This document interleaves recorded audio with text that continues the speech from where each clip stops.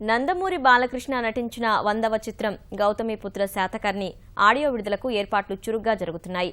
తిరుపతిలోని నెహ్రూ మున్సిపల్ మైదానాన్ని చిత్ర బృందం సందర్శించింది.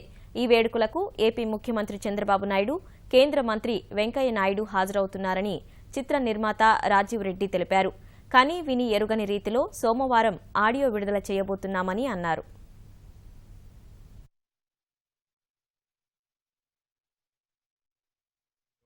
ఎలాగో ఏంటి అనేది ఒకటి లేఅవుట్ అంతా కంప్లీట్గా ఫ్రీజ్ చేసుకొని ఇక్కడ ఉన్న అధికారులందరితో కూడా మాట్లాడి అన్ని ఏర్పాట్లు కంప్లీట్ చేసి ట్రయల్ రన్స్ తీసుకునే స్టేజ్లోకి రావాలని మేము చూస్తున్నాము. దగ్గరగా మేము ఒక 25,000 మంది దాకా ఎక్స్పెక్ట్ చేస్తున్నామండి. ట్రయల్ రన్గా చేసి, ఎందుకంటే భారీ వాహనాలు కాబట్టి ఎవరికి ఎటువంటి ఇబ్బందులు లేకోకుండా అందరికీ ఇన్స్ట్రక్షన్స్ ఇచ్చి ట్రయల్ చేసి బాలయ్య బాబుకి దాదాపు 250 వెహికల్స్తో ఘన స్వాగతం పలకడానికి తిరుపతి రావడం జరిగింది.